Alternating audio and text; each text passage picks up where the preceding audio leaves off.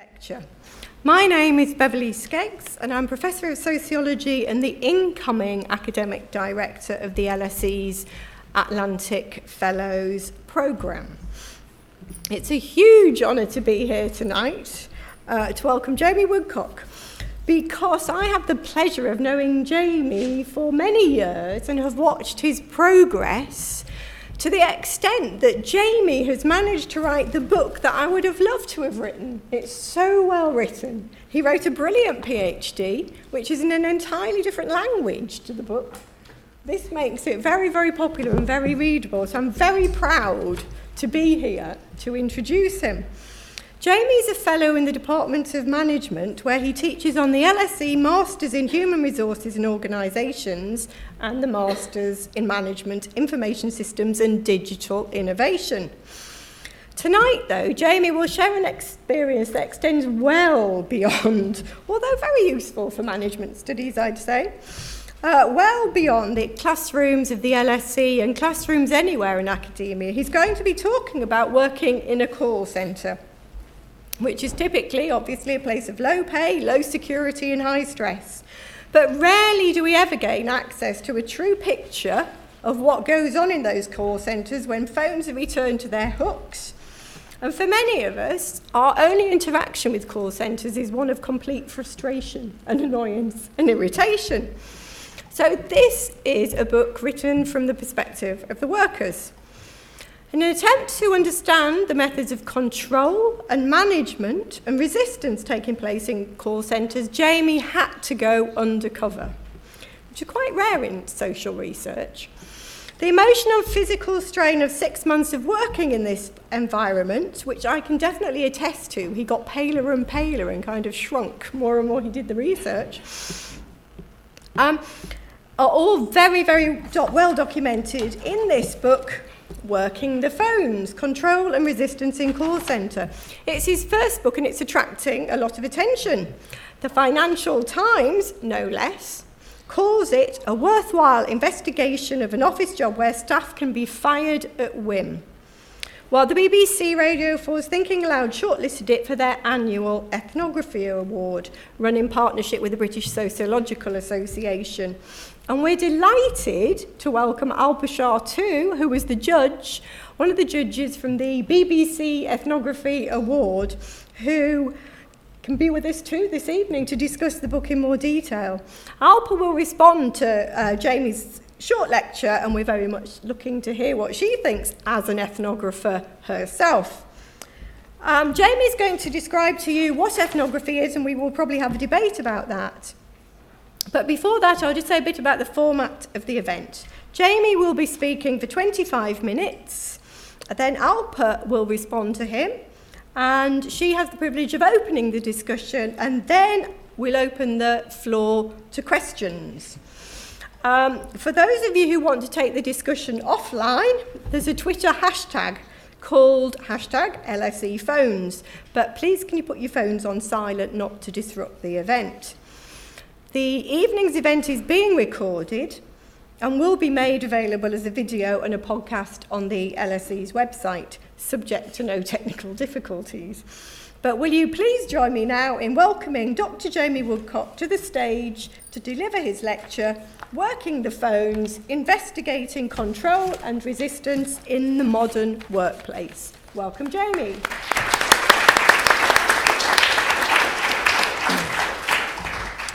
So thank you very much for the introduction, and it's lovely to be introduced by my old PhD supervisor, much old in terms of PhD supervision, who was invaluable in the process of pulling together the research that came into this book. So what I want to start off with is to explain why I decided to do a project that involved going into a call centre in the first place. So really my research interests are around work. Work remains the thing that most of us, the vast majority of us, will do for most of our time. And so understanding how we work, why we work, who we work for, what we do when we work, I think is of primary importance to how we understand the world today. And it's through ethnography, through submersing yourself in an experience or in a situation, as if you were one of the people inside of that situation, I think we can gain a glimpse into these kind of examples. We can understand different kinds of work. And there used to be a rich tradition of doing this kind of workplace research. In the 60s, academics going and working in factories and talking to workers and really trying to gain an in-depth understanding of what these, at the time, new kinds of work were. What was it like to work on an assembly line? However, today, in the UK, increasingly people don't work in manufacturing, but work in service work. And often with call centres, these are built directly on top of old mines in the northwest or the northeast, or old manufacturing buildings are converted over to call centres. And so what I wanted to understand is, what is it like to do this kind of work? What kind of pressures are people under? What's the experience like? How do people resist? How does it affect their lives? And I wanted to do that by going into a call centre. And it's true that nowadays undercover research has become increasingly rare. It's not something that's done so often, and again, thanks to Bev for supporting going undercover in a call centre. But really, there's no other way to gain access to a call centre. If you go to a call centre manager and say, I want to find out how stressful the work is, how difficult it is, it's unlikely that a manager is going to say, go on then, please go in and document our dubious employment practices and the way we treat people. And I think it's very important that researchers ask those kinds of questions. Not just to take the no from a gatekeeper who doesn't let us into a workplace, but find ways to access the experience of people who live this day to day and go through these experiences. So I chose the site for my research in the way that many people choose this kind of precarious employment. Signing up to an advert online, giving your details, and kind of letting the kind of process unfold from there. And for the call centre, what this meant was having to leave an answer phone message, presumably to prove you can use the phone and that you can talk over the phone, and then being called into an interview, not knowing what you'd be selling, exactly where it would be, but following that path that many people go along to find this kind of work. And I eventually got to the call centre that would be the site of the research, a call centre in North London. I'm not going to go into any more details about the name of the call centre or the location, but it only became apparent once I was through the doors what it is I would be doing over the next 6 months or so. After making towers out of straws and proving a number of team building exercises, proving that I could sell the pen to the supervisor to show my nous with sales abilities, I was offered the job in this call centre. And it became apparent what I would be doing for the next 6 months, and that was selling life insurance over the phone. And this is a difficult thing to do in many ways. Life insurance, by the kind of nature of the name, is a very long-term commitment. And although most of the people you called in the call centre, there was some kind of relationship had been developed at first, perhaps left some details somewhere or had been contacted previously, it was in essence cold calling. So cold calling people to buy life insurance was the main activity that I would be doing over the time there. And the kind of basic premise was that you had this cheap or free life insurance product that you offered that would give virtually no payout that people would sign up for, and you would then try to sell a number of products on top of this. So, a much more expensive and detailed life insurance policy. And this would mean that during the process, people would be thinking they were getting something for free and would then be hard sold over the phone. But before I get into exactly how that worked, I want to talk you through a kind of average day in the call centre. Every single day began the same way. I worked only afternoons and evenings because people are unlikely to buy life insurance in the morning. You want to be able to reach people when you can get to them.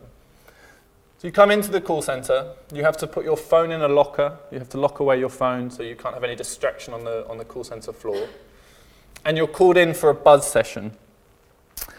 Now, a buzz session is an attempt to motivate people for the task ahead. So to get you excited about selling life insurance or whatever you're going to be doing. And in general, this fell down into a couple of different activities. We'd play games together, or we'd sing songs. So we would all sing together perhaps, or we would do My favourite, the knowing the rules of the call centre quiz, where these would be called out and the person who performed the best might get 5 minutes off at the time of their shift. And this is the kind of first indication that perhaps it's difficult to manage a call centre. How do you encourage somebody? How do you get them motivated to sell life insurance? It's a difficult thing to do. And this is essentially an attempt to inject a bit of life into the work. This idea that you need to use your personality to kind of encourage you to get excited about what's coming next. When you get onto the call centre floor, the first thing you notice is there's a large television hung above the floor with every single person's name kind of cycling through. And then next to it is the number of sales they've made.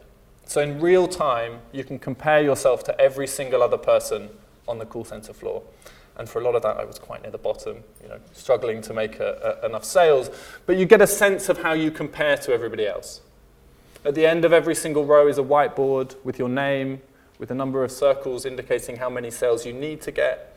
And you start to get this sense of a constant pressure that you have to hit a certain number of sales per hour, that you have to start achieving. And these are built up with one-to-one meetings. So once a week, I would meet with a supervisor. They'd go over my sales, talk about my performance. We'd have to agree another set of targets for the next week, and then you'd have to sign the form at the end. And I kept every single one of these weekly forms because I said I wanted to look over them and revise them at home and make sure I was performing well enough. And they include, on almost every single page, be more assertive. Don't take no for an answer. The one that always fascinated me, every no is one step closer to a yes. Which meant when I was doing badly, I felt, don't worry, just around the corner, you're going to get that yes, Jamie, you've had quite enough no's at this point. Give 110% to every call. Remember your ABCs, parroting Glengarry, Glen Ross. Always be closing, always look for that sale. Every opportunity, every call is that opportunity to make the sale. Which if you think about it, life insurance isn't something everybody's going to buy, certainly not something everybody's going to buy over the phone. Every call isn't really an opportunity. There are only a certain limited number. But what this does is pressure you into thinking that if only you could try harder, if only you could put in that extra little bit, you could make those targets in the call center. And the process of making sales starts with, you read from the script, and the script is kind of indelibly burnt into the back of my mind. I could repeat it word for word. Now, I won't bore you all with it, but I could repeat it word for word. And in essence, if you were to do this, if you were to read the script out over the phone, you would never make a sale. If you were to robotically read the script out, nobody's going to say, okay, yeah, I'm going to part with my money, I'm going to give you my bank details. And so instead, what you're expected to do is to build rapport alongside the script, to find out snippets of information that might come in useful later. It's life insurance, so perhaps how many children they have, figuring out how old they are. Do they have any dependents that you could talk about later on? What kind of job they do? What kind of job security they might have? And taking these snippets of information and using them later on as leverage to convince them that they need to buy the product. And so throughout the script, there are these points that you have to go a little bit further to perhaps what they call painting a picture, turning the features into benefits, finding ways to use your emotions in various ways to try and convince somebody that they should part with their money. And I want to give a couple of examples of how you do this. The key way was to make jokes. And in the training we were told, use your humor, use your personality, you can make a joke about life insurance and you'll close the sale. Now, inevitably, people made the same two jokes in every single phone call. Partly because humor is a difficult thing. It's a difficult thing to do one-to-one over the phone with no body language. And so you don't want to risk annoying or upsetting somebody, and so you fall back into the regular pattern. And the two jokes were, so as you were confirming the details, you have to make sure people are eligible, they live in the UK and so on, in order to take out the insurance policy. So you say, could you confirm that you spent 7 out of 12 months a year in the UK? And is this where you pay your taxes? And so the jokes that you can make here is, oh, so no long holidays planned this year, when people say they spend over 11 or 12 months. We go, oh no, if only I was taking a 5-month holiday this year, wouldn't that be great? And then after the taxes part, you say, no escaping that then, is there? People go, oh no, of course not. And for the customer, this is a kind of strange moment. Somebody's joking with them about taxes or long holidays. It's unusual. You have a bit of a laugh.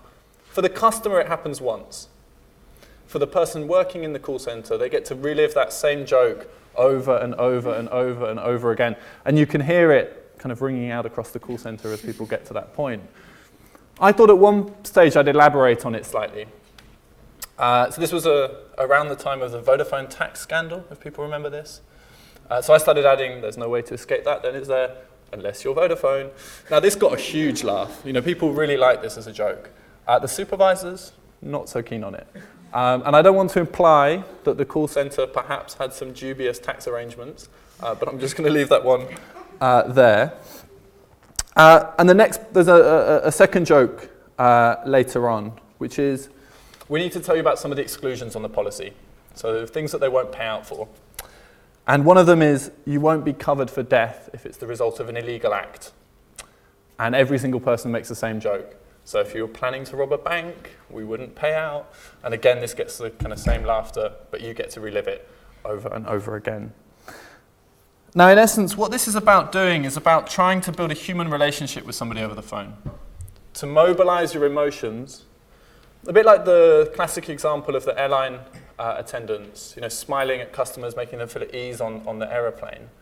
But doing this only over the phone.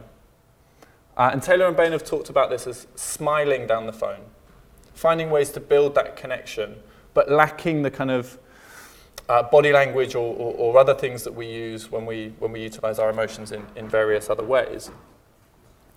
And what this creates for management in the call center is a kind of contradiction. You're expected to make as many sales as possible. So you have very hard quantitative targets. On one of the sales packages that I sold on, it was 1.25 an hour. So this is cold calling life insurance and getting at least one sale per hour. Now, of course, most of the phone calls are people slamming the phone down or telling you to get lost or whatever. So in reality, it means converting kind of a quarter or a third of the genuine conversations you have into sales. Now, these quantitative targets make it very stressful for people working there. You're expected to close those sales. You're not expected to take a no. You're expected to go through to the end. And this has an effect on the kind of qualitative dimension of the work. The experience customers have, the experience you have working there. And so you get this contradiction between trying to make as many sales as possible and having a kind of quality level of customer service. And when these two come into contact, it's very difficult to resolve. And this has been described in the literature as the kind of feeling of an assembly line in the head. Anybody who's ever worked in a call center might have that feeling. You get this feeling of a kind of whooshing noise at the end of a call because you know the next one's about to come in. There's no break, no matter how difficult a phone call is, before starting the next one. And to illustrate this, I want to give two examples of difficult phone calls, which, whilst in their own way, are very difficult things to happen. They're the kinds of calls that you would get quite regularly when dealing with life insurance, because ultimately you're talking to people about death. And so the first one, I called up a customer who had previously had the free offer, and we were again trying to upsell them. And going through and getting their details, he's still at the same address, cracking the joke about long holidays again, asking how many dependents they had, was it still 2? And the customer said, no, it's 1 now. And now at that moment, you have that kind of split second, what's going to happen next in the phone call? And I said, do you want to continue with the phone call? Is everything okay? And the customer started sounding quite distressed and started recounting this story of losing a child to leukemia. Now, in the call center, you're not allowed to end a phone call unless a customer explicitly says no. You challenge them and they explicitly say no again. So a couple of times I led into this. Are you sure you want to continue with the phone call? We can reschedule for another time or so on. But one of the things you get working in call centers is you speak to people who want to have a chat. You know, they might have been through something difficult. They want to have that engagement. Perhaps they haven't spoken to somebody else about it. And so the customer got more and more upset. And it was at that point I noticed the supervisor listening in to the phone call and coming over. And as the customer was saying, you know, it's been so difficult and, you know, I'm so distraught and so on, they said, this is your sale. This person knows about death. You know, they know about loss. This is the person you can close the sale with. And at that point, I just hung up. I said, I'm terribly sorry. You know, I'm really sorry for upsetting you. I'm going to end the call. You know, I hope, you know, best wishes and so on, and hung up the phone call. And was taken into the office for an unofficial disciplinary for breaking the rules in the call center. And the second example is very similar, but this one was a customer who had again, the offer, and it was an attempt to upsell, but they were waiting for dialysis in a hospital and said, you know, I don't really have time for this. You know, I'm actually expected to die within a year. And again, the supervisor said, this is your sale. We don't ask health questions. Tell them that. Go to close the sale. And again, the customer found it very, very difficult to end the phone call. You know, again, probably just wanted somebody to talk to. But the moment those calls finish, you know, no matter how distressing or difficult they are, you have the next customer on the line. With only 5 seconds between the end of the phone call and the start of the new one if you need to make any notes. And it's this kind of breaking down of what could be a social interaction, where you get to make a connection with somebody. You get to have a conversation with them, into a regimented, tailorized experience, where everything is timed, everything is monitored to the second, that really gives you a sense of what it's like to work in a high-pressure, cold call center.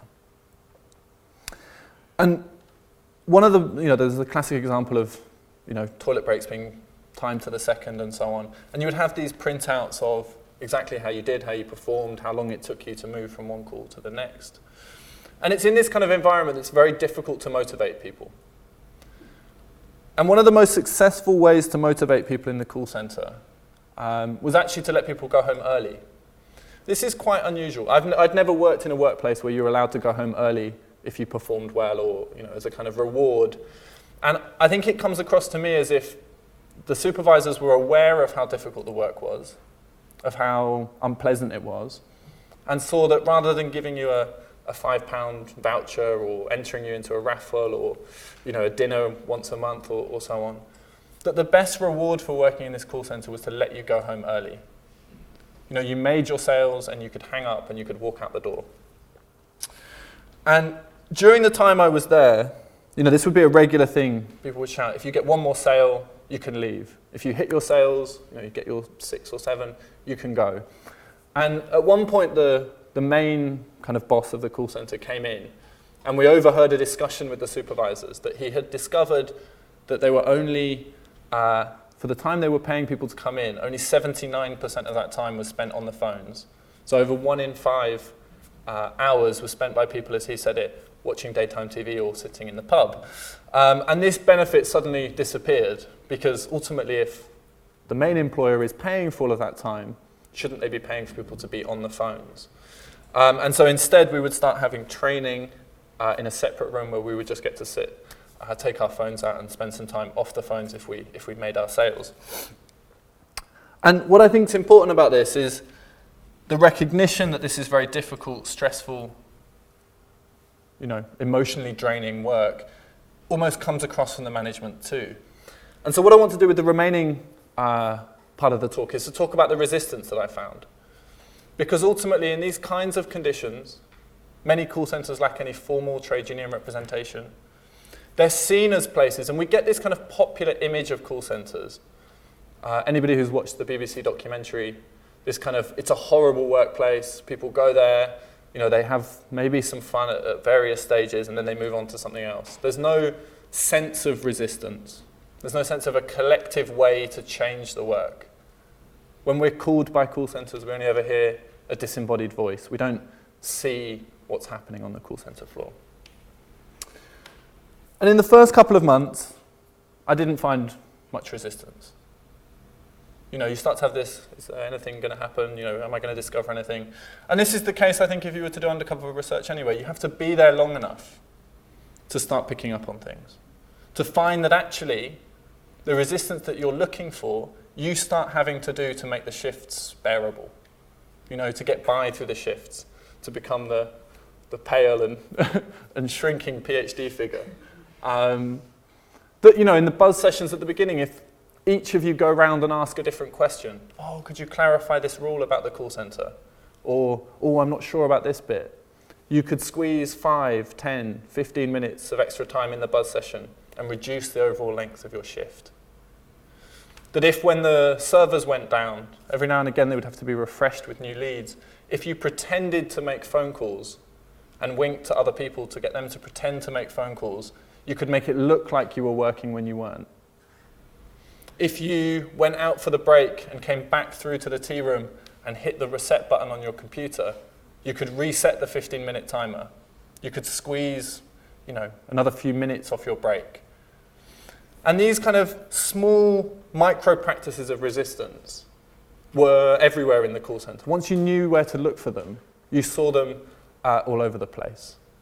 Maybe it was pulling on the cord of the headphone too much to make sure that the connection went down and you'd have to go and sit in the training room for a while. That there were lots of these different practices. And that most importantly, the huge turnover in call centers. In many call centers, it can be as much as 50% a month. So imagine half the workforce leaving each month. Seems like the most kind of surrendering act, that you can do no more, that you've had enough, that you're going to go on to somewhere else, is actually a moment of refusal from people, saying, I won't take this anymore. I won't be talked to like that by my manager. I won't have another phone call where I have to do that.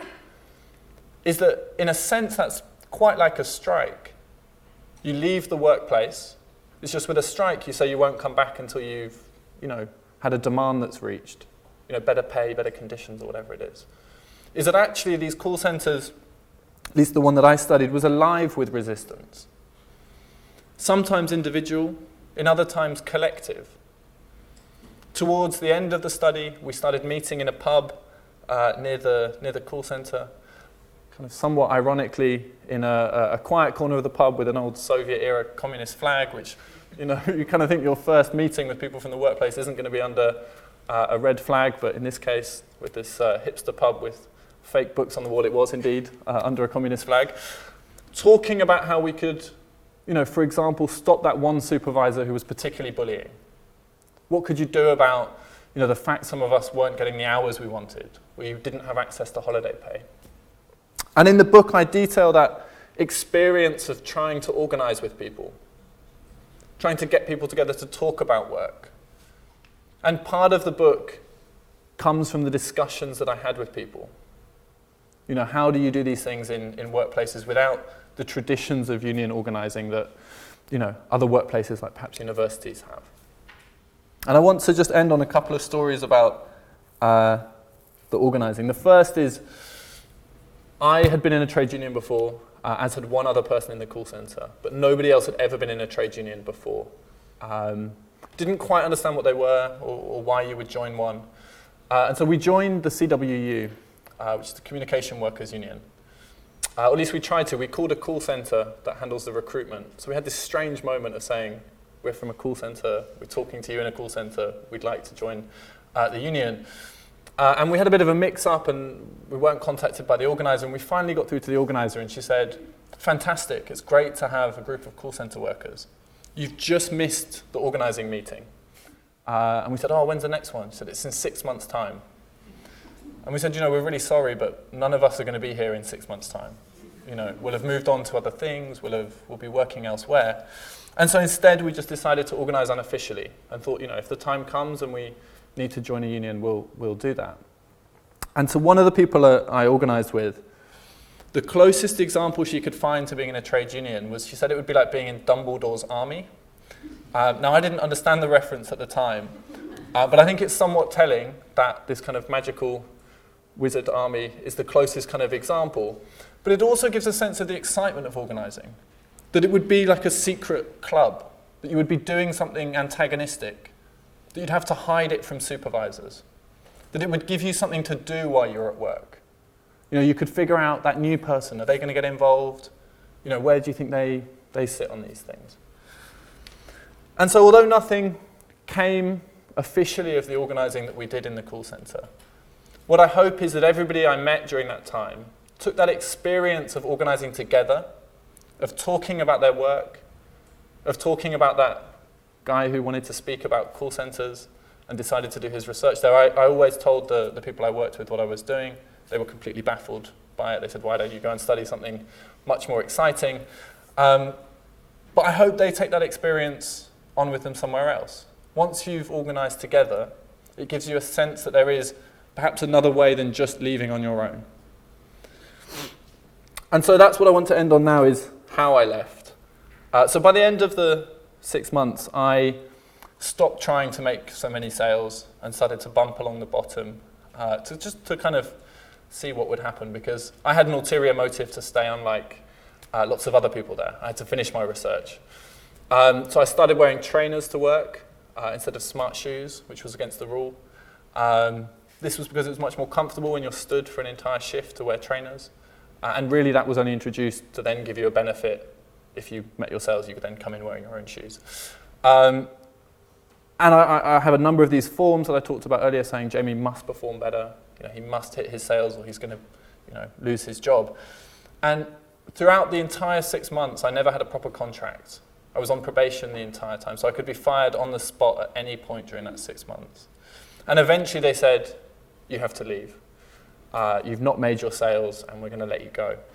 And so I said, I'd like to have an exit interview. This is common practice, to have an interview with somebody when you leave. And they'd offered it, but they were kind of unsure. And what transpired is nobody had ever accepted their offer of an exit interview before. Mainly because, like most of my colleagues and the people I worked with, they took their headphones off, they put them down on the table, they told the supervisor they were going, and they never came back. So in this bizarre moment of being sat in this exit interview that they weren't quite sure what to do with, the supervisor actually tried to use what's called a CNR technique, a clarify and reassure technique, which you use with somebody when they're unsure whether they want life insurance. And they tried to use that back on to me so that I wouldn't leave. And I had to explain, you fired me, this is an exit interview, and I'm going to have to leave, and I don't want to stay. But it kind of highlights this, there may be all these HR practices in place and so on, but these had never been used. And what I want to finish on is to say that contemporary work has changed a lot. Work continues to change, particularly in the service sector. And it's hard for research to understand what's happening in this kind of work, when it's behind gatekeepers like call center managers or so on. But that work remains central to our understanding of the world, of society. And we need more research like this that goes into workplaces, but doesn't just speak as an outsider. This is what I think of your work. That tries to maintain a dialogue between subject and researcher, between insider and outsider, because workers themselves are best placed to describe, to analyse, to criticise, and ultimately to change their work. And that should be our starting point when we undertake these kind of projects. Thank you. Thank you.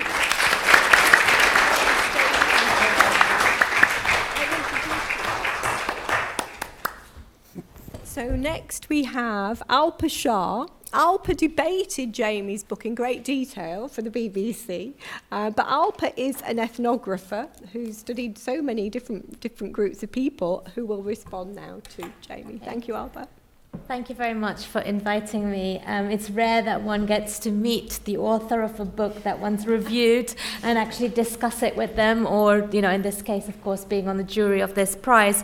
So I'm really pleased to be here, and I want to congratulate Jamie on a fine book. The best of ethnography will, at its very least, enable us to imagine what life might be like for the people who we are studying. And I must say that after reading your book, Jamie, I do think twice before hanging up on that latest annoying sales call, imagining the sweltering, airless room with fluorescent strip lighting, the loud and busy environment, office walls, plastered with, meaningless platitudes of being committed, being proactive, being dynamic.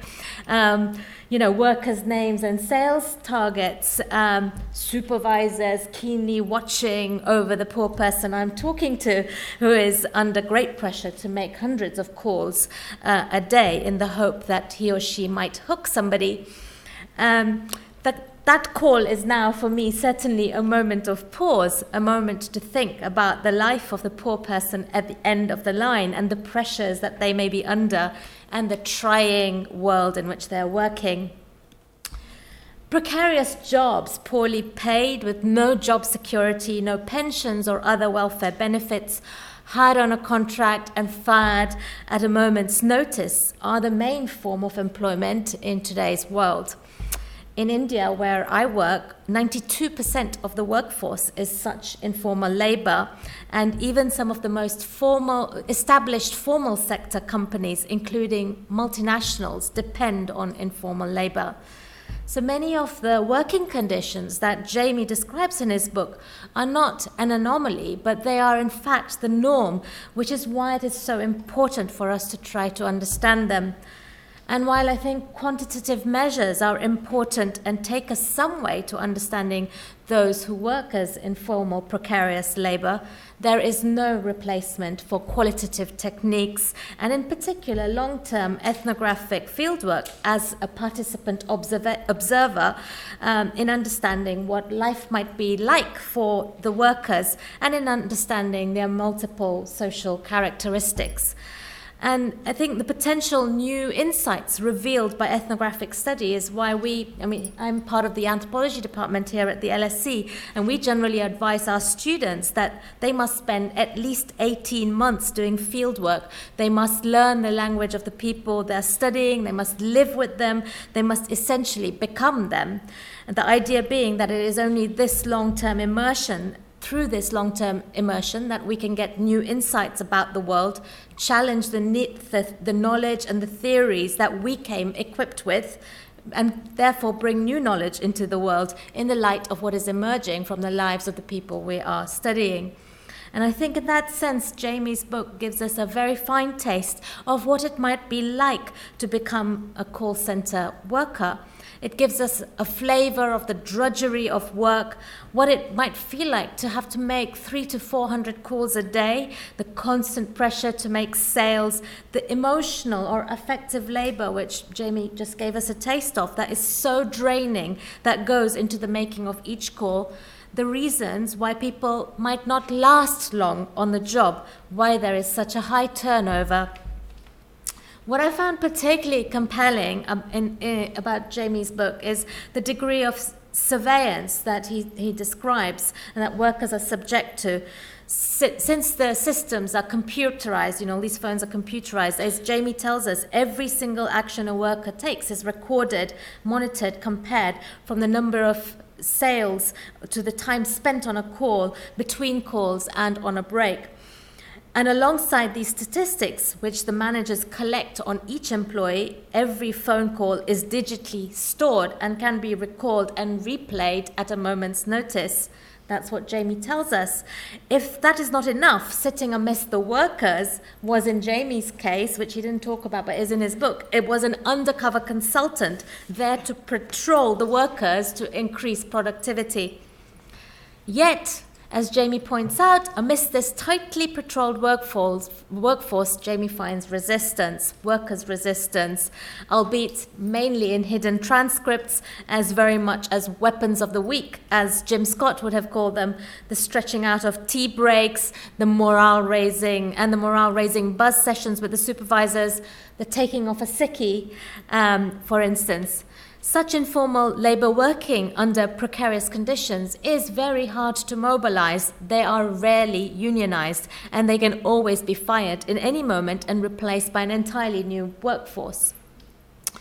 Jamie's work made me ask lots of comparative questions, which I would love to hear his thoughts on. Does the degree and aggression of surveillance and monitoring of workers enabled by the technology of the call center make the exploitation and alienation of the call center workforce any different to contract workers in other forms of precarious work? Say, for example, a chicken factory or a sandwich making factory.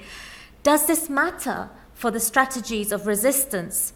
Indeed, what is specific about the conditions discussed here in comparison to workers in so many other sectors of the economy?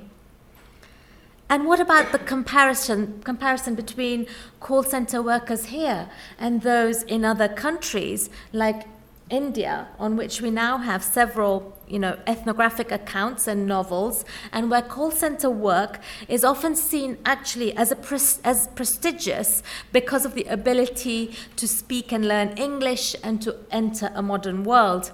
It is certainly a better option than working as a road construction worker or in a brick kiln carrying heavy loads of bricks, and attracts those who are better off and aspiring for upward mobility, and might be one reason why call center workers in India rarely mobilize beyond the ways in which Jamie describes.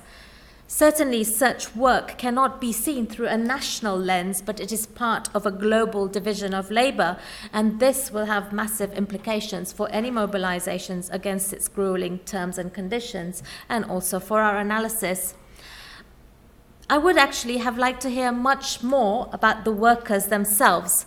So one gets a very strong sense of what their lives might be like through Jamie's experiences, but one actually hears very little about the other workers. How did they feel about their work? Was it as reported of the Indian call center workers, or did they see it as something demeaning, a job to simply put a loaf of bread on the table? Who were they? Jamie, you tell us that they were mostly women. Were they treated differently to men on the call center floor? Did they know each other socially prior to working? What was their class and ethnic background? Is it possible that some may indeed have worked in a chicken factory or a sandwich factory or some such before? Where do their partners and other family members work, and how do they see call center work in relation to what others from the same backgrounds are doing? Was this job seen as a step up or a step down? What was their everyday work and home lives like? How did their work in the call centers play out at home? So I admire Jamie for the ambition in his study, and I particularly welcome the questions he asks about resistance and the possibility of ruthless criticism of the existing order that he ends with. For the possibility of any such struggles towards this end, we would, I suggest, need a more holistic understanding of the workforce, their backgrounds and the social relations between them. And this would need to be not only within, but also outside the workplace, at home and in the communities they come from, and need to be thought about comparatively in terms of the global division of labor. So I thank Jamie. Thank you for taking us some steps, some very significant steps towards that end. Thank you very much, Alpa.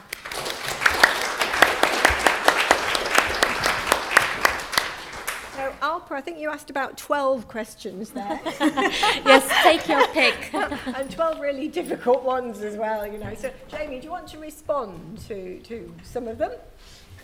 So I think call centres have become emblematic of some of the changes, the contemporary changes at work.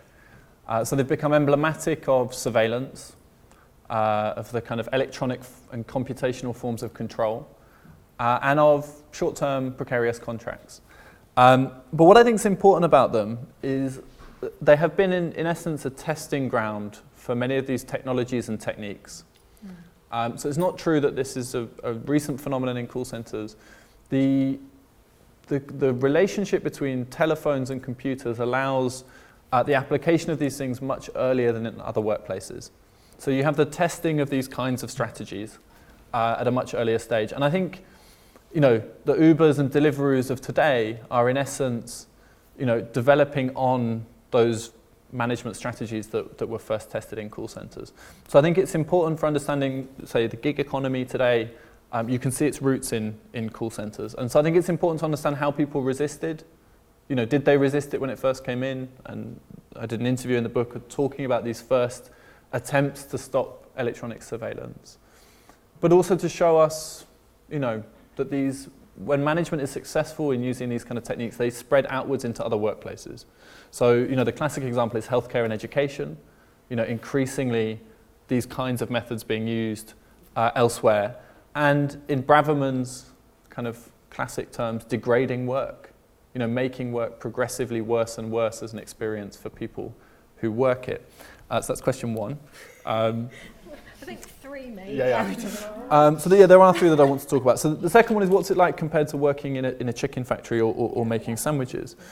Is in call centres, it's not the body of workers that's put to work, but it's the minds, it's the emotions of workers that are put to work. Now, of course, they come attached to a body that has to stand and gesticulate and, you know, be motivated at the beginning of the shift and so on.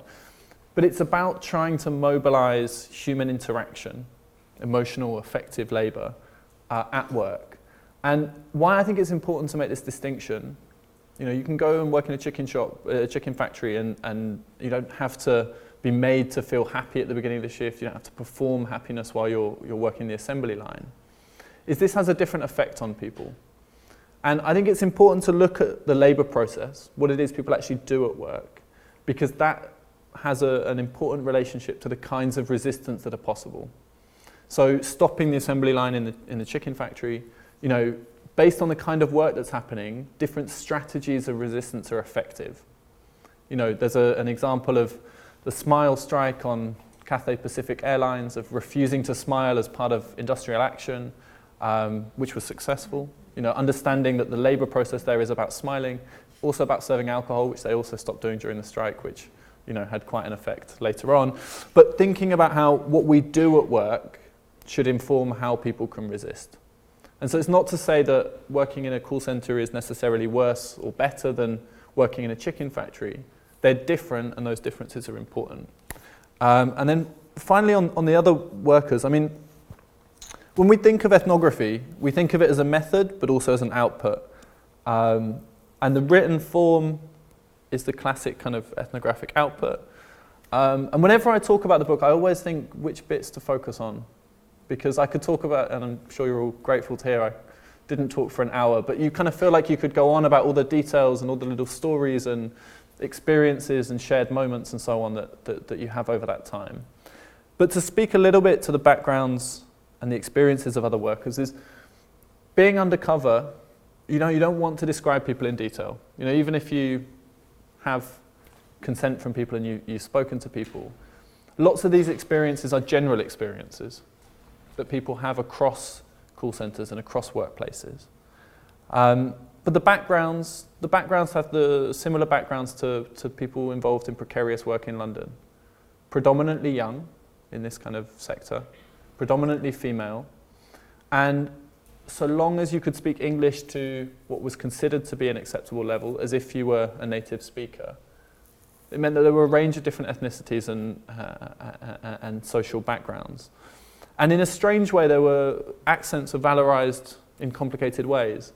So if you're from the north of Ireland or from Birmingham or Newcastle, you're seen to be a better salesperson. You know, these are accents that are apparently worth having to sell with.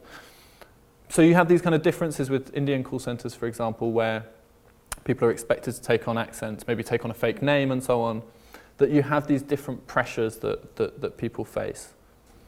But in general, people were students or recent graduates, and this was not seen as a job that you wanted to do long term. Although some people ended up doing these kinds of work long term, nobody would say in this call centre, I am a call centre worker. They were an aspiring musician, an artist, you know, a drama student. You know, whatever it was, they had an identity that they would have preferred to be, you know, that's what they wanted to be. And this was just a means to pay the rent to a dodgy landlord or to afford the travel card. And so that means there's a diverse backgrounds. Because like many people in London circulating between low-paid precarious jobs, moving to the next one when you've had enough of a particular supervisor or so on. But it was considered, like in the UK more generally, not a job that you would want to be doing. You know. Thank you. Thank you. I'm actually going to pull a question from the audience here because I dragged Clive Nwonka along. He's the academic program coordinator of the Atlantic Fellows program in the Inequalities Institute, and I realised when I was discussing the book with Clive, he'd worked in a call centre, and kind of almost, you did it while you were doing your PhD? Yeah. So I thought it'd be quite interesting. He'd like to ask you a question too. Thanks. Hi. Sorry, that was a great presentation, both of you. I really appreciated it. Yeah, so I have both an intellectual but also an emotional connection with your research because, as Bev mentioned, I spent 2 years after my BA working in a call centre in the private sector. Then during my MA, my PhD, and the 3 years I spent working as a sessional, I worked full-time in a call centre in the public sector as well. So in that period, I was kind of twice a precariat, working as a sessional, but also as a call centre operative. And what I want to kind of make a contribution to your research is outlining some of the kind of key tenets of call centre work. There's a key difference in tenor, I think, in receiving an outbound call and actually making an inbound call. Because when you're making an outbound call, as I think you were doing, Jamie, you have a degree of control and planning over your conversation. Whereas when you're receiving a complaint, you actually have no autonomy. You're kind of purely receptive to the angst of a customer. So what I kind of gained from this was understanding the whole neoliberal agenda in terms of micromanaging not just labour, but one's human life as well. Just made some notes here. So one of the things that was quite striking about that work was the whole idea of multi-skilling and making sure that the call centre operative, and this was quite a large call centre, I won't mention the name, that you were able to kind of transcend different kind of roles, which in effect actually made sure that labour was circulating quite ad hoc to different areas of the kind of business. Weekend work was almost compulsory, so for 2 years I didn't have a weekend off. That was both Saturdays and Sundays as well. There was no difference in pay on the weekends as well. So again, this affects your work-life balance. When you have to work, I know, Monday, Tuesday, Wednesday, you take off Thursday and Friday, then you're back in for the weekend. And that could change from working from 8 a.m. on a Sunday morning to 4 p.m.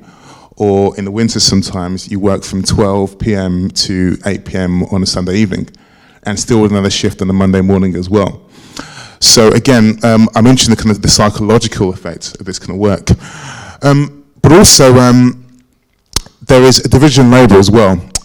Often you find that some people were working as permanent labour and others who were temps or part-time contracts or quite precarious in terms of 2 or 3 month contracts as well.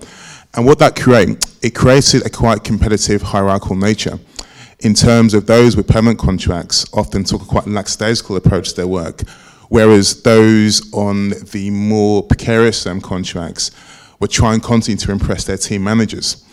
There's also quite an acute racial divide I found in the call centre, whereas the second I worked in had 4 different floors, and the call centre agents were based on the bottom one, and that was seen as the lowest form of employment in the whole kind of organisation.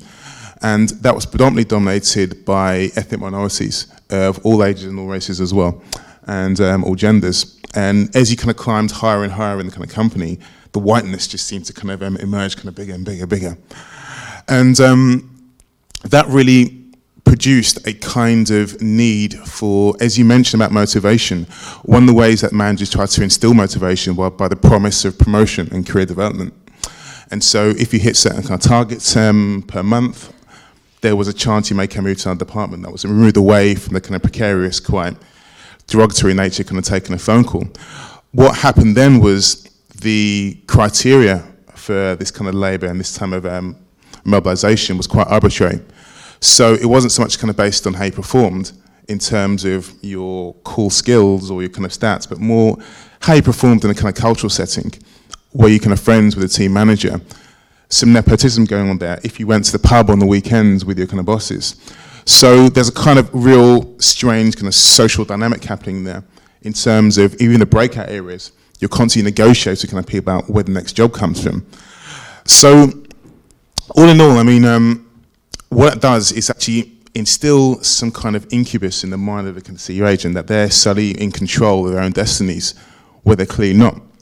And what I'm interested in, I think, from yourselves, is what was the sociological or also psychological effect of the very, very nature of that work, and always can contextualizations on the CSAs that you were observing. So, thanks. Great. So what is that effect of smiling all the time, being forced to perform and be happy? What is that effect? Thank you. So I'm going to talk about this in two ways. The first, the effect on me, and then the effect that I saw in other people. When I launched the book, I remember saying, somebody asked a question, what effect did this have on you? And I said, it was a bit difficult. And my old housemate at the time was sat in the crowd and then made a contribution later on. He was like, no, you used to come home, fall asleep eating beans on toast on the sofa, and then, wake up and go and do it again. So clearly was having an effect. And I noticed that I didn't like making phone calls anymore. So unsurprisingly, unsurprisingly, but then you leave the shift and you want to meet up with your friends or you want to make a plan and you think, I'm not going to call them. I don't want to pick up the phone again. So shifting the way that you interact with other people. But I think it was different for me because I had that ulterior motive. I was there to find out about it, which I think shifts, in a sense, what the experience is like. But for other people, being able to vent about work was very, very important. So, I think not to say that people should take up smoking if you want to organize at work, but going out to the smoking break, the moment you're away from the gaze of management, the constant surveillance, people vent about work and talk about the effect it's having on them. And, they'd never buy this product, so why do they have to sell it? Why do they treat it like this, and so on? And this continues at the pub.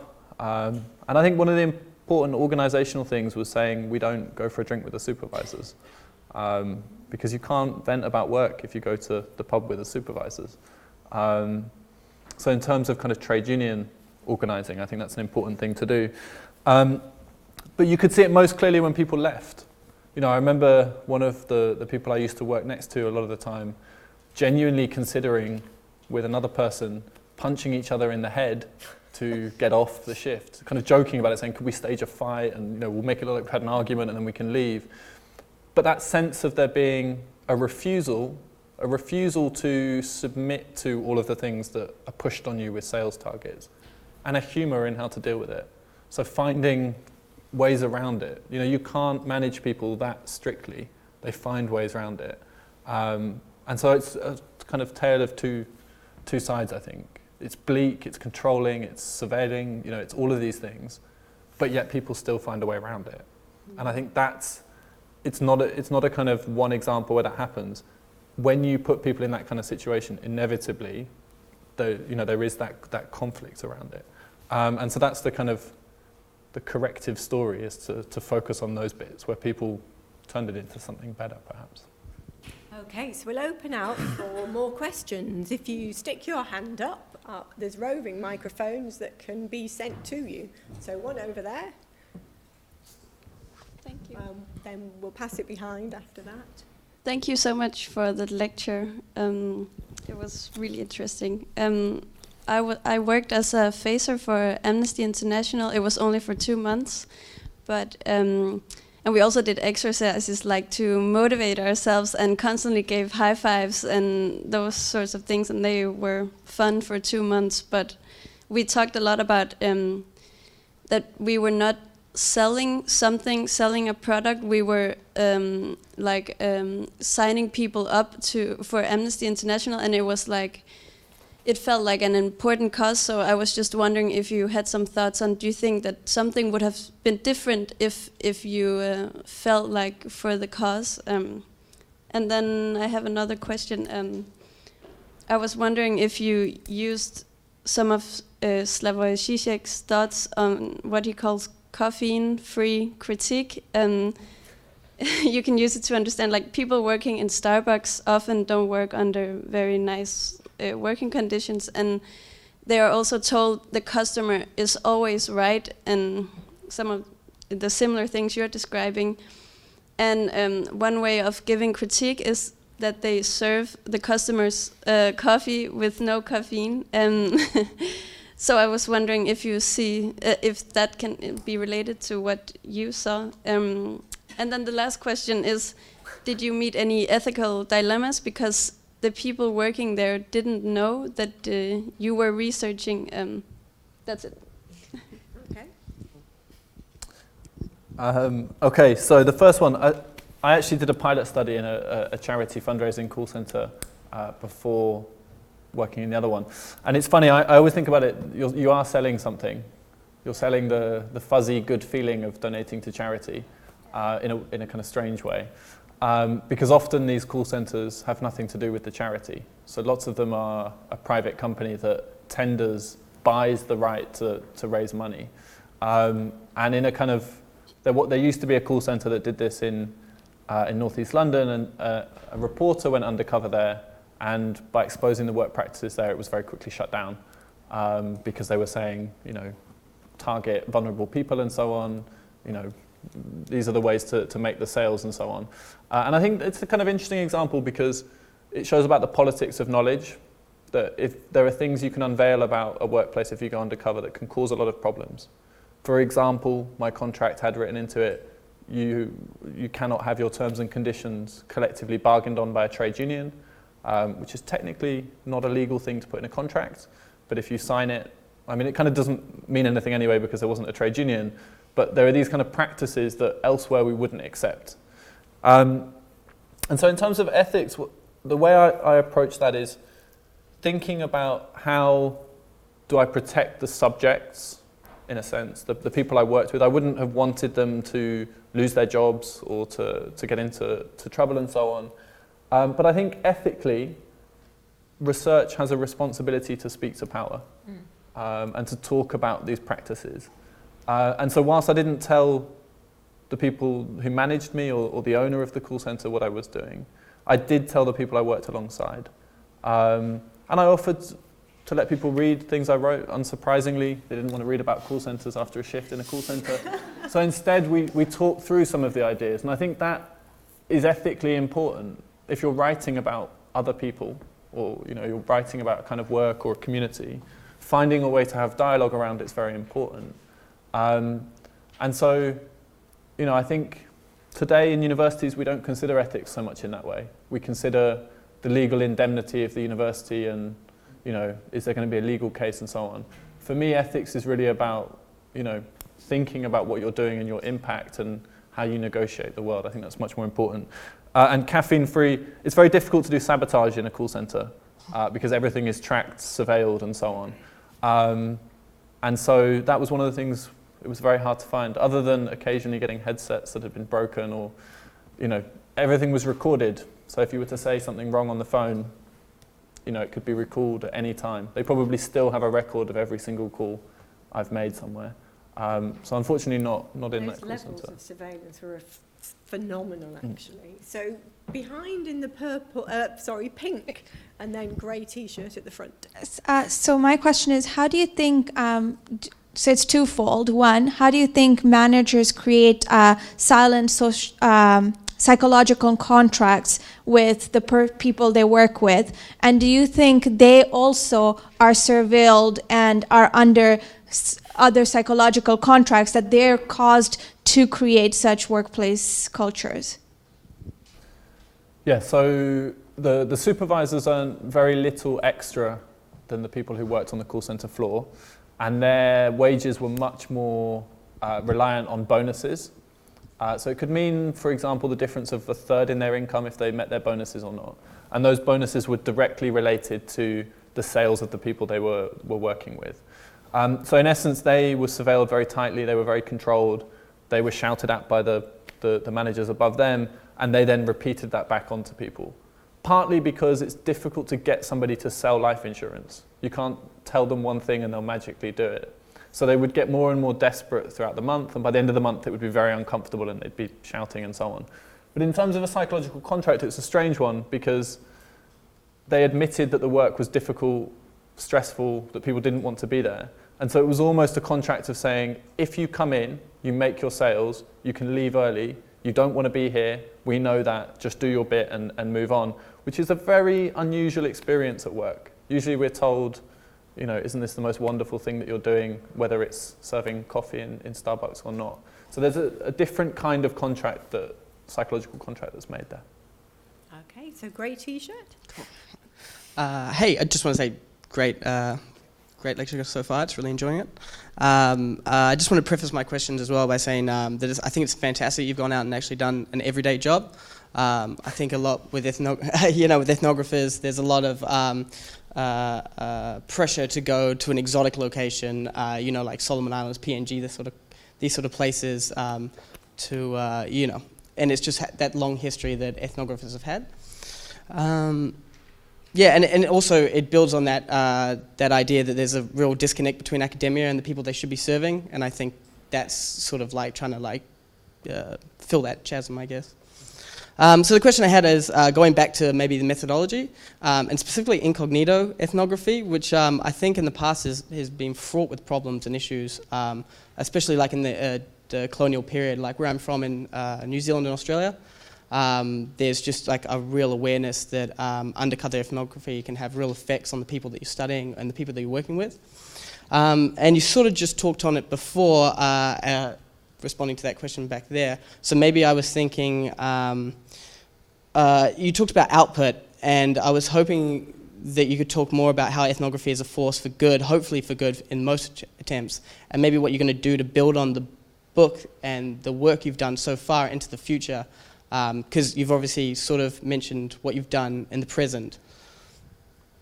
Yeah, that's a great question. I made a big effort, and Bev was very kind about the rewriting of the book. I rewrote the entire PhD thesis. I didn't originally intend to, but I got a bit carried away because I wanted it to be accessible. You know, I wanted to be able to give it to somebody I worked alongside in the call center who didn't do a PhD and doesn't read reams of obscure critical theory to understand it and engage with it. Not that I'm saying that's all I do. But I think it's important to make our ideas accessible, you know, and that doesn't mean dumbing things down. It means writing in a way that people can access. And so I have two forthcoming kind of plans for thinking about output. The first is to, there are these kind of graphic novel style pamphlets, which you can find online. There's one about restaurant work and about organizing in restaurant work, where it has small parts of text and then illustrations to talk about the experience of work and how to organize. And it's going to be tied in with a trade union to say, you know, if you're interested in finding out more about this, you can contact this union and so on.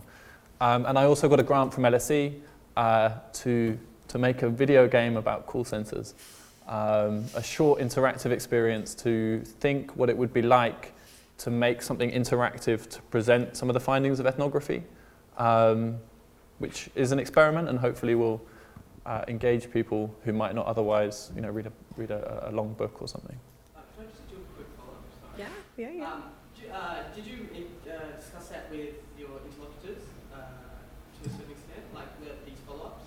Or was that something you just came up on your own? So, not with the people I worked with. It's been a few years now since I was in the call centre, and people are scattered all over the place and have moved on now. But this is more from kind of subsequent projects, and I'm doing some stuff with delivery workers at the moment, thinking through different ways you can output research. I hope that clarifies it. Okay, so over there. Jamie, you're quite sniffy about the reward of going home early for hitting the targets. But isn't there a way of saying that is the supervisor handing the employees that kind of precious gift of actually agency and autonomy? So let me be clear. I really enjoyed going home early. It was a fantastic reward because you didn't want to be on the call center floor. I think just what's interesting about it is the fact that the best reward for the work is escaping the work early. I think is very, very insightful about the quality of the work. You could, for example, you know, let people have some time off in between phone calls, or maybe not, you know, the reward could be less pressure or less surveillance. The fact that it's mobilizing people's hatred or, you know, bad feelings towards the work as a way to get them to work harder, I think it's an interesting example, and better than a £5 voucher raffle draw That was usually what we were entered into, which is a bit less exciting, maybe. Okay, so in purple at the front, and then there's one just at the back. You took me back to I do have a question, but you took me back to a memory. University Days, Minneapolis, selling ads for a newspaper, and every morning at 8 o'clock we had to gather in this guy's basement who decided that he'd learned everything he knew about sales from Reverend Ike, if anybody remembers Reverend Ike. And so every morning he would stand on this table and want us to shout hallelujah. Well, 3 of us were Jewish women and this other guy, and we were not going to stand there in his basement at 8 o'clock in the morning and shout hallelujah, you know. But so you took me back to that, and it made me smile and remember. But when people on call centers are, you know, they won't take no. And we got told this, you know, no is just means I want more information. No means no. Damn it. You know? And when they won't just say no, I'm not interested when I'm doing it politely, and I get shirty and then I put the phone down. What happens to that person in the call center when I slam the phone down on them? I mean, as somebody who had the phone slammed down on me many times, you brush it off. But having the phone slammed down on you is not the worst interaction. There are much worse ones. People telling you, you know, what horrible end they would like you to reach or so on. And I think in a way, you know, getting that quicker no is better, because then you can move on to someone you might be able to make a sale on. Now, obviously, if somebody's getting no's over and over and over again, they're going to get under more pressure and so on. But you know, to go back to the comment earlier about how it changes how you interact with call center workers, is now if I receive a sales call, I'm very clear that I'm not interested, I'm not going to buy it, but you know, I hope you have a good day. Because that's something you don't hear a lot in cold call sales. You know, have a good day or so on. But that just saying no and hanging up is part of the process. You know, you get that over and over again. Okay, blue shirt.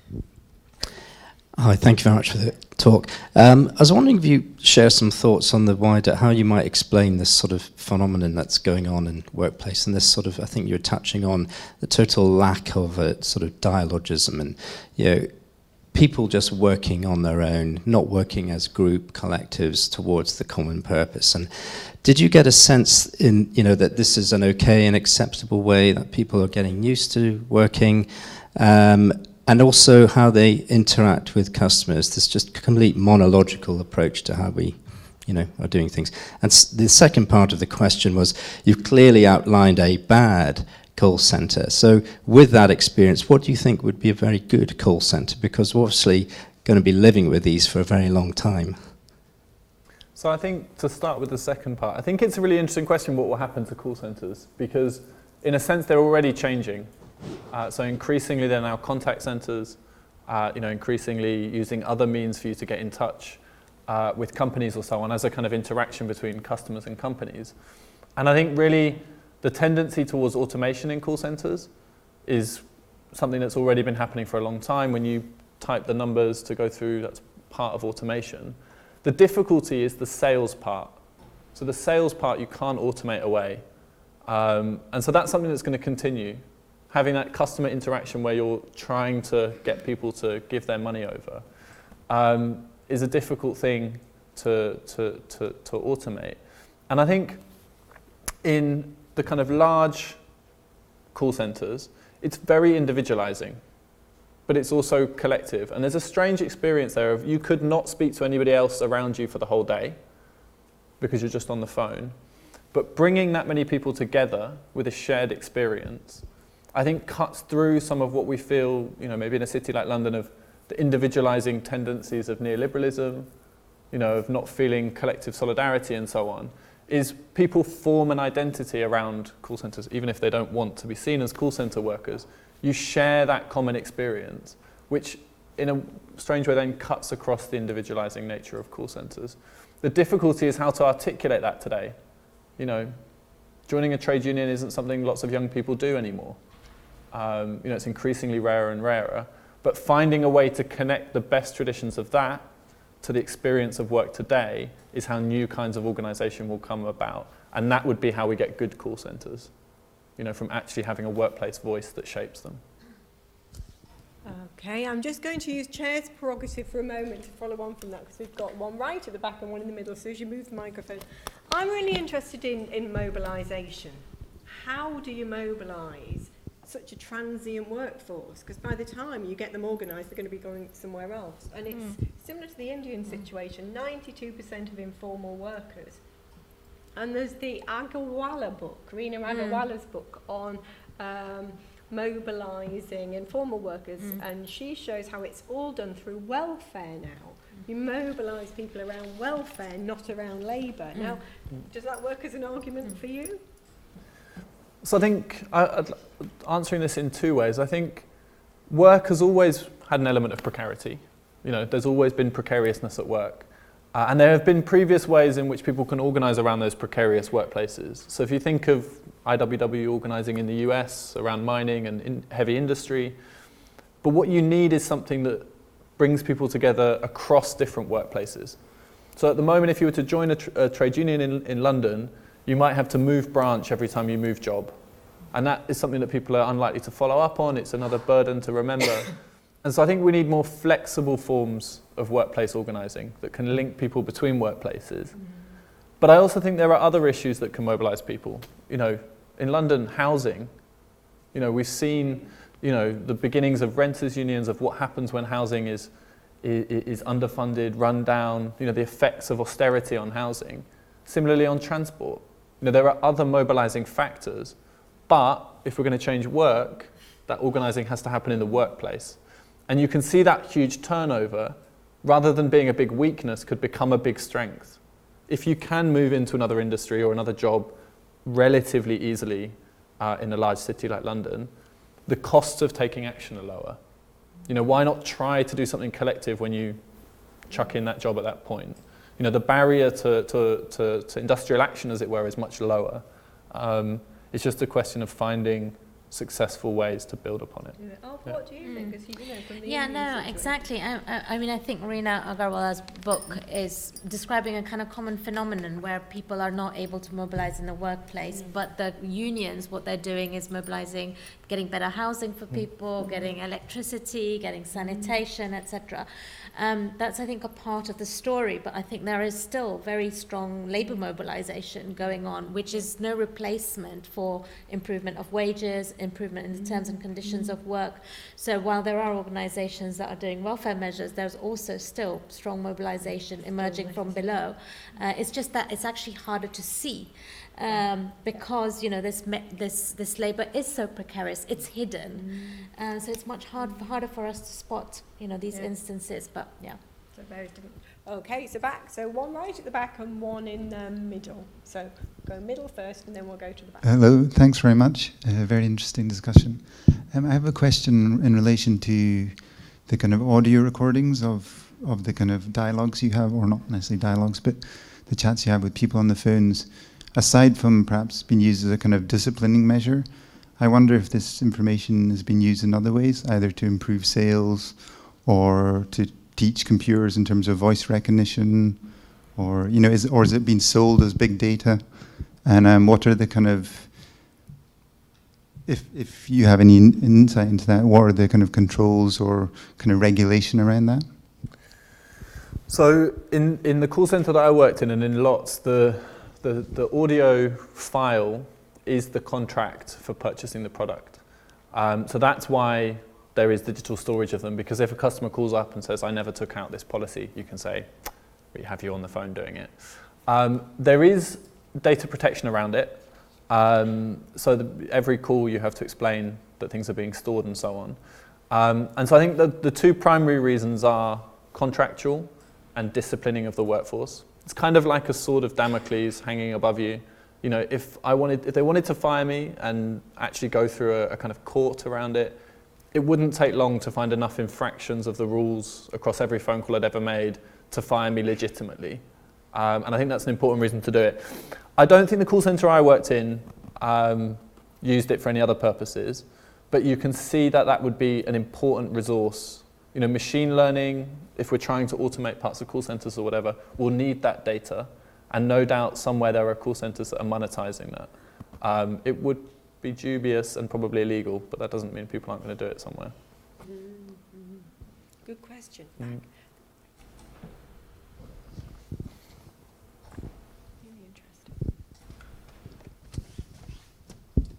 Hi, thank you for a really interesting talk. So I'm really interested about your role as an ethnographer within a call centre.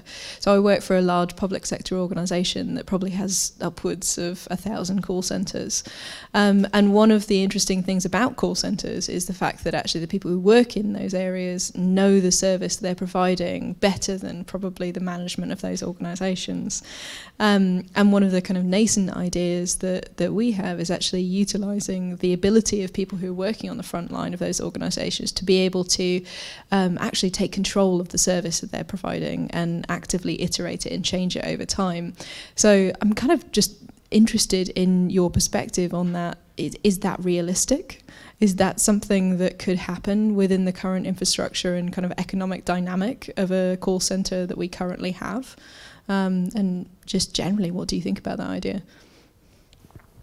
So the call centre that I worked in sold insurance, but it didn't provide insurance. It didn't deal with any claims. So although we were selling a product, I knew nothing about it, nothing other than what was on the script. I didn't know how the script was made. You know, they just appeared on the computer screen. I often asked, could I find out about who wrote this? And they said, oh, no, you know, we don't talk about that. So the kind of knowledge that you have of what's actually going on in the call centre is very, very cursory. You know, it wouldn't matter if I was selling cars or apples as long as I had the script to do it, because, you know, I probably know more about apples than life insurance. And so in a way, those kind of high pressure, high volume sales call centres have abstracted the labour to a point where it doesn't really matter what you're doing as long as you're provided with the tools to do it. And that's different to some of the more specialised ones. So if you're offering medical advice or whatever service it is you're doing. And there, I think you can improve the work by letting people have more say in how it's organised. But I don't know how I could improve the sale of insurance when I don't even know which company is underwriting it, you know? And I think it's that kind of, the establishment of these charity call centres that have nothing to do with charities, it's a kind of sign of the sickness of the kind of contemporary economy, that it's trying to squeeze profits out of areas that, you know, why are we trying to repackage life insurance from one place and sell it to another, is a kind of a real sign of failing profitability, I think, where you can't, unfortunately, do what you're suggesting. Okay, well, we'll end on that. So thank you very much for a huge range of questions. Now, Jamie will be signing his book for 15 minutes outside the lecture theatre, but I would like to say it really is admirable. And I was talking to a trade unionist this morning who said this is one of the most readable books that could be given to people in the contemporary about workplace conditions. And what I am so full of awe about this book is that I went through all of Jamie's incredibly dense theoretical debates, you know, Marxist autonomous theories through to workers' inquiries, whatever else, and he's made them almost invisible, but they're all in here, but very deceptively. So if you really want to understand the complexity of some of these really complex debates that have been going on, you know, since the 60s in Italy that apply worldwide, they're in there. It's an incredibly readable book, very, very unusual for an academic ethnography to be this readable. Great stories, great vignettes, and well done you, Jamie, well done.